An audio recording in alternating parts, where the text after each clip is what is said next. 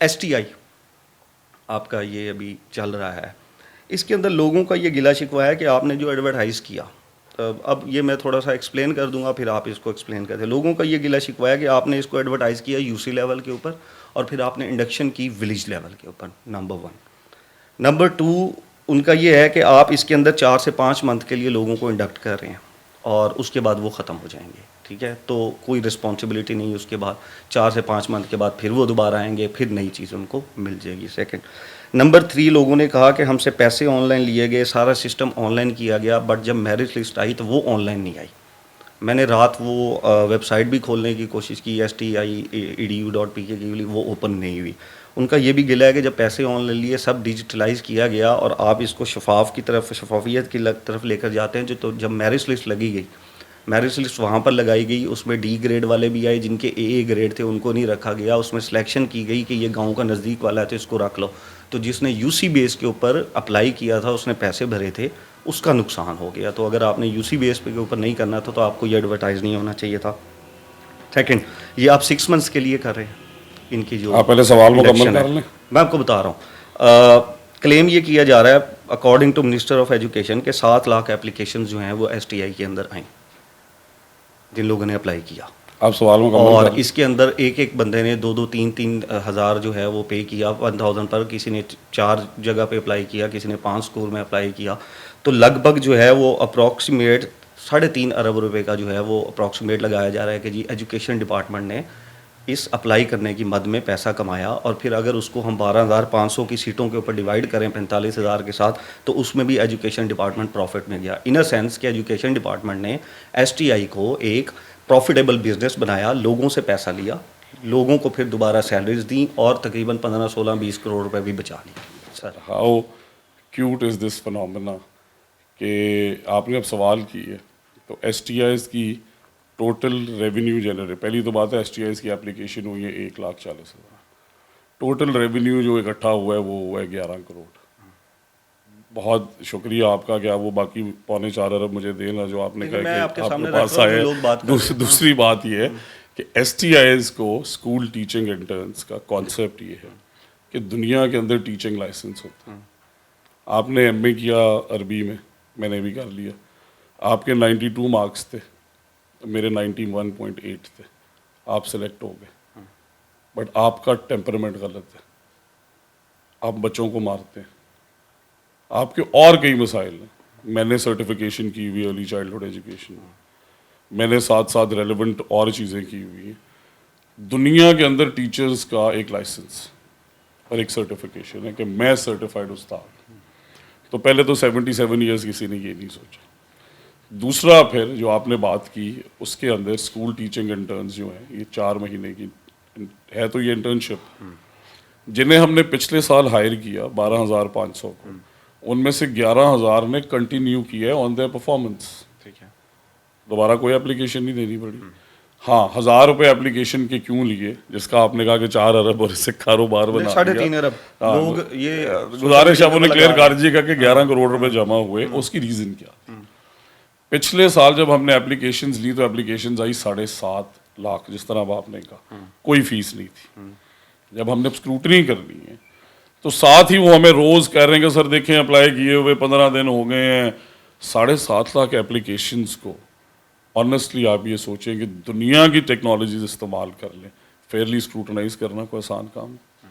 और जब देख रहे हैं तो उसके अंदर भले से उसकी बोकस डिग्री वेरिफिकेशन फिजिकल तो बाद में होनी है, वो मैट्रिक पास, उसने BA लिख के अप्लाई कर दी, MA लिख के, रहने वाला चन्नू का है, फेक एड्रेस। तो हमने इस दफ़ा 1,000 रुपये फ़ीस रखी इसलिए कि सीरियस एप्लीकेंट्स आए। और ये जो 3-3 महीने का इनका टाइम है कि हम स्क्रूटनाइज कर रहे हैं और फिर अपॉर्चुनिटी हर किसी को मिलनी चाहिए, वरना वो कहेंगे कि हमें इन्होंने बुलाया नहीं। तो उससे एप्लीकेशन का नंबर आ गया 1,30,40,000 रुपये। रेवेन्यू इकट्ठा हुआ 11 करोड़ रुपए। स्कूल टीचिंग इंटर्न्स इनमें से जो परफॉर्म करेंगे, दोबारा से मैं रिपीट कर दूं, only those who will perform will continue. Like 12,500 जो पिछली दफ़ा थे उनमें से 11,000 कंटिन्यू कर रहे हैं, उन्होंने इस साल भी किए।